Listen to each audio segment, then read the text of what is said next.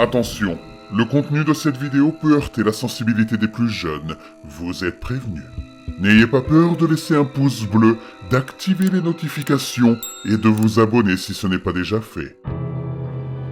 Je suis en stage à la prison d'État. Des choses étranges se produisent déjà. Je pensais que ma première journée avait été étrange, presque irréelle par moments, comme si quelque chose, sans que je puisse vraiment mettre de mots dessus, ne tournait pas rond dans cet endroit.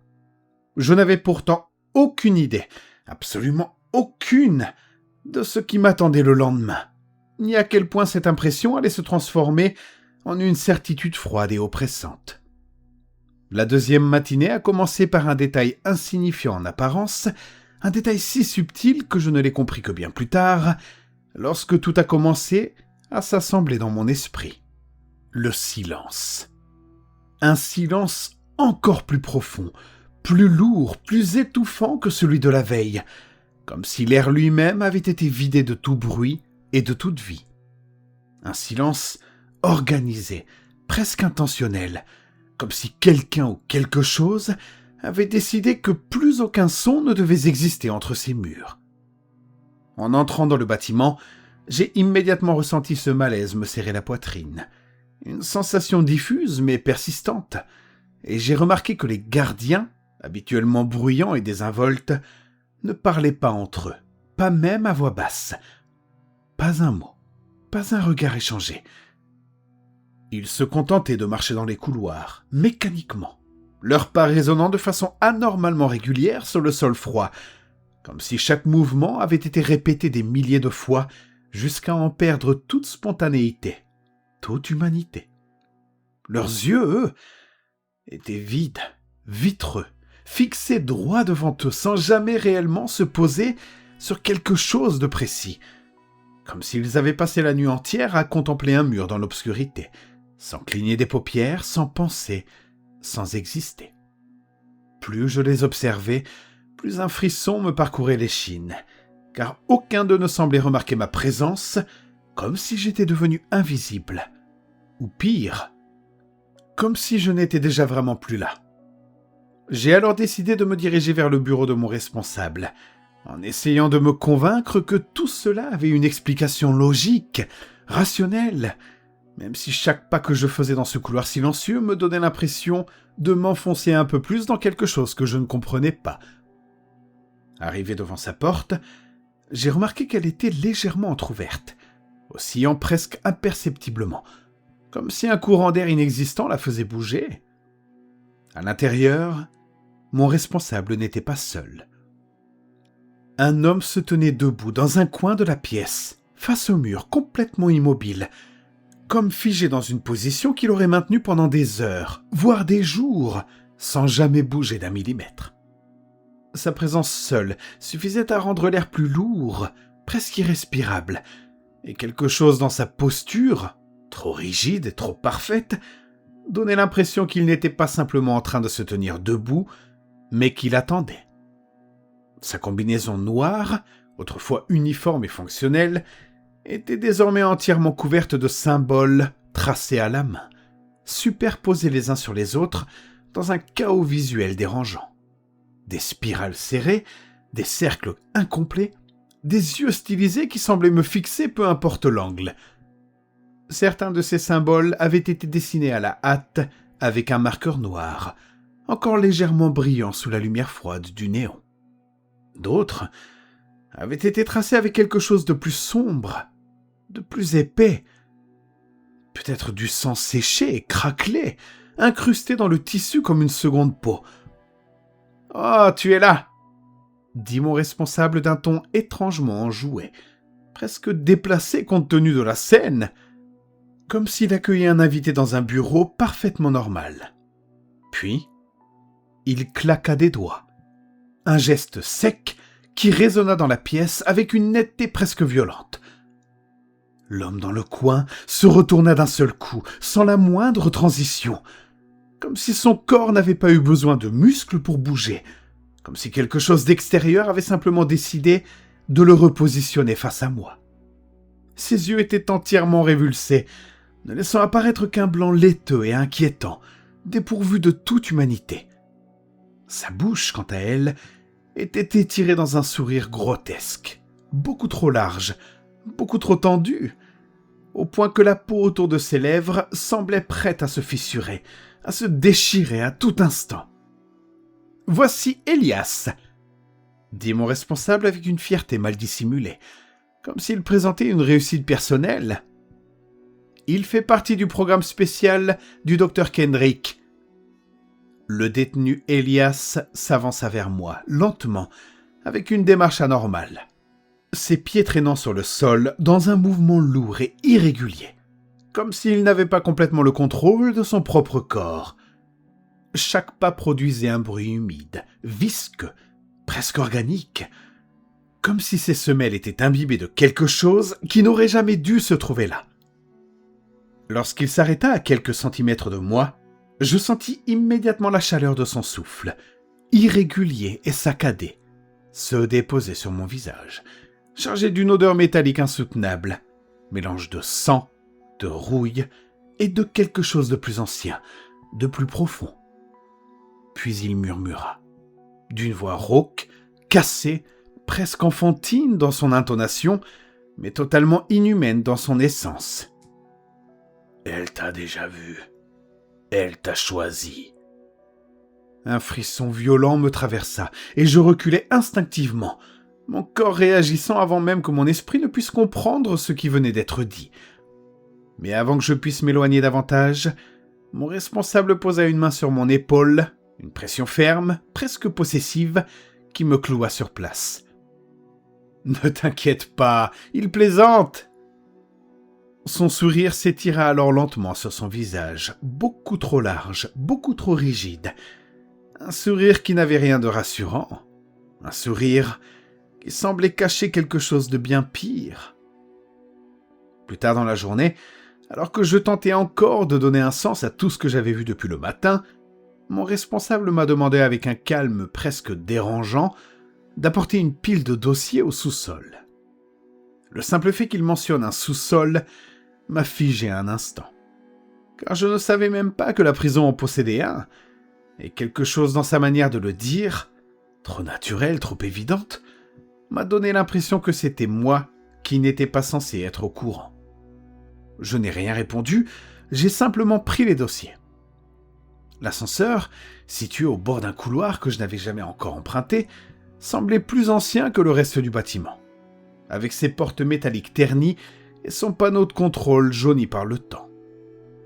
Lorsque j'ai appuyé sur le bouton, les portes se sont refermées dans un grincement lent, presque douloureux, comme si elles hésitaient à me laisser descendre. La cabine a commencé à bouger. Au début, tout a semblé normal. Puis la descente a duré un peu trop longtemps. Quelques secondes de trop, puis encore. Rapidement, cette sensation s'est transformée en malaise palpable, mon estomac se serrant à mesure que les étages défilaient. Les chiffres lumineux indiquaient -1, puis -2, puis -3. Et pourtant l'ascenseur ne s'est pas arrêté. Il a continué de descendre, lentement, inexorablement, comme s'il s'enfonçait dans quelque chose qui n'apparaissait sur aucun plan. Le léger bourdonnement mécanique s'est transformé en un grondement sourd, presque organique, et pendant un instant, j'ai eu la sensation absurde que ce n'était plus un ascenseur, mais une chute. Puis, brusquement, tout s'est arrêté. Dans un silence total, les portes se sont ouvertes avec un souffle sec. Devant moi s'étendait un couloir sombre, étroit, dont l'air semblait plus froid, plus dense, presque vicié. Les murs étaient recouverts de carreaux blancs fissurés, certains brisés, d'autres légèrement décollés, laissant apparaître un ciment noirâtre en dessous. Et ces taches... Certaines étaient brunâtres, anciennes, incrustées dans les joints comme si elles faisaient partie du mur depuis des centaines d'années. D'autres étaient d'un rouge plus vif, plus récent, encore légèrement brillant sous la lumière blafarde. Une odeur métallique flottait dans l'air. Je me suis avancé malgré moi, mes pas résonnant faiblement dans ce couloir trop silencieux, guidé par des panneaux presque effacés qui indiquaient des directions dont je ne comprenais pas le sens. Jusqu'à ce que j'arrive devant une porte qui indiquait « Salle 9 ». La porte était entr'ouverte, laissant filtrer une lumière instable qui clignotait à intervalles irréguliers, plongeant l'intérieur dans une alternance de clarté et d'ombre. J'ai poussé légèrement. À l'intérieur, la pièce semblait plus grande qu'elle n'aurait dû l'être, comme si les murs eux-mêmes reculaient pour laisser place à quelque chose. Et au centre, un cercle parfait, tracé directement sur le sol, composé de dizaines, non, de centaines de symboles identiques à ceux que j'avais vus sur la combinaison d'Elias, reproduits avec une précision obsessionnelle, formant un motif qui donnait presque le vertige lorsqu'on le fixait trop longtemps. Autour, des chaînes pendaient du plafond, certaines immobiles, d'autres oscillant légèrement comme si elles venaient tout juste d'être lâchées. Certaines étaient encore humides, des gouttes épaisses tombant lentement sur le sol dans un bruit régulier.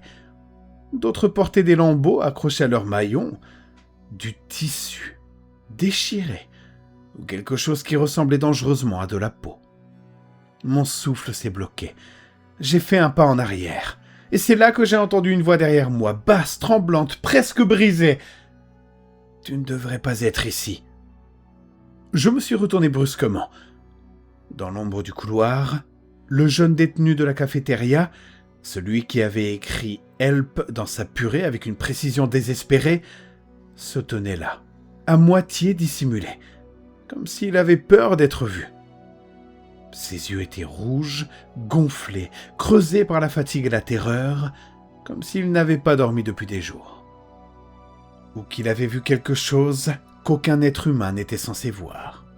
« Ils vont te faire entrer dans le cercle », me dit-il, sa voix tremblant à chaque mot. « Ils l'ont fait pour nous, ils le font pour tous ceux qu'elle choisit. » Mon cœur s'est accéléré. Je voulais lui poser 1000 questions, comprendre, fuir, nier. Mais il secoua la tête violemment, comme s'il savait déjà ce que je m'apprêtais à dire. « Pas maintenant, pas ici. » Sa voix devint presque inaudible. « Elle écoute toujours. » Avant que je puisse réagir, il attrapa mon bras avec une force surprenante, presque désespérée, ses doigts s'enfonçant dans ma peau. « Si tu veux survivre, trouve le dossier 47B, » me dit-il. « C'est le seul moyen de comprendre. C'est le seul moyen de... » Il s'interrompit net. Ses yeux s'écarquillèrent, fixés derrière moi. Son visage se vida de toute couleur. Il lâcha mon bras comme s'il venait de toucher quelque chose de brûlant. Puis il recula lentement, terrifié, ses lèvres tremblant sans produire de son, comme s'il assistait à quelque chose d'impossible. Je me suis retourné très lentement, chaque mouvement me demandant un effort intense. La lumière s'était arrêtée de clignoter. Un éclairage fixe, froid, inhumain baignait désormais la pièce. Et dans le cercle, au centre exact des symboles, quelqu'un se tenait debout, immobile, silencieux.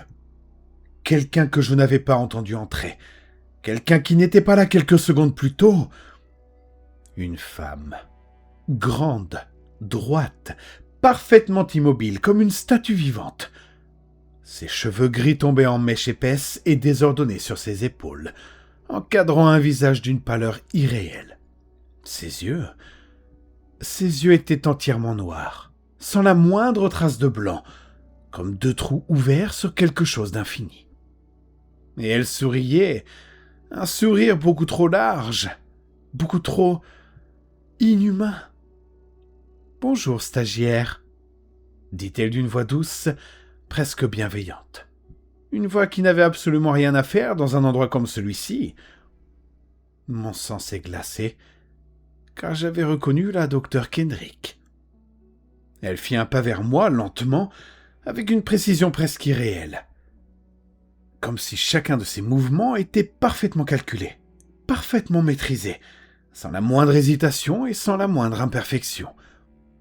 Au moment exact où son pied toucha le sol, le cercle tracé sous elle s'illumina d'un rouge sombre, profond, pulsant comme une plaie ouverte, comme si quelque chose, sous les carreaux fissurés, s'était brusquement réveillé. La lumière ne brillait pas, elle respirait.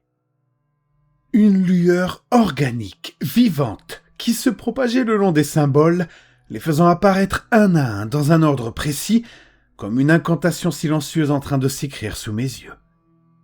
Le sol vibra légèrement, puis davantage. Un grondement sourd monta des profondeurs, étouffé mais puissant, comme si une masse gigantesque se déplaçait lentement sous la pièce, raclant les fondations, cherchant à remonter. L'air devint brûlant, épais, presque liquide.